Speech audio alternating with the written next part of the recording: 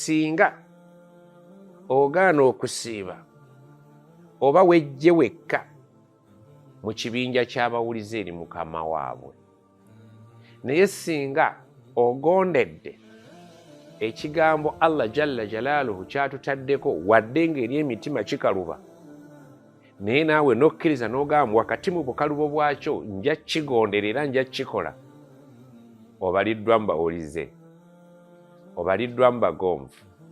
Naye ggwe mawale agambye nti nze sijja, owandiikiddwa mu bajeemu, ozimudde Allah jalla jalaaluhu alladhi khalaqak fasawwaak, eyakutonda naawe ne weeraba nti oli ssaawa faadalaka, n'akutereeza mu mbeera nga bw'ogiwulira nti oli watereera.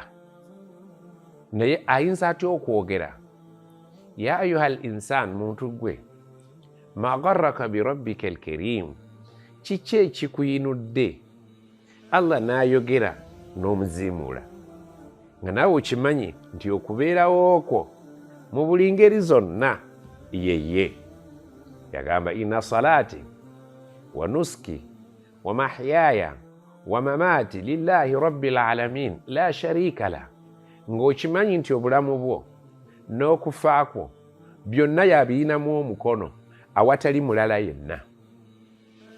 Singa obadde otegedde ayogera naawe ne kyakugamba okukola, tewaali muziimudde, wabula waali badde okola bukozi ekyo kyakulagidde okukola, owandiikibwe mu bawulize. Ate ennaku ntono nnyo, ennaku 360 eziri mu mwaka akugiddeko ennaku 3, n'agamba ayyaama ma'dudaat, ennaku ngere ntono nnyo. N'agamba nti kale abawulize, faman shahida minkum ash-shahra falyasum. Allah gw'asaasidde n'abeera mulamu, omwezi ne gujja nga waali ateekeddwa agusiibe.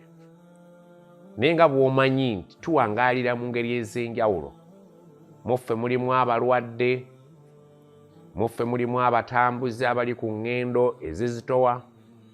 N'agamba nti faman kaana mariidan, omuntu alyewulira nti mulwadde tasobola kumalako na kusiiba, aw ala safarin, obanga alina olugendo lwaliko olutamusobozesa kulutambula nga asiibye, alye, fa iddatun, naye mu kulya abale ennaku zaalidde, min ayamin ukhar, alizitusiibira mu nnaku z'emyezi emirala okutali Ramadan.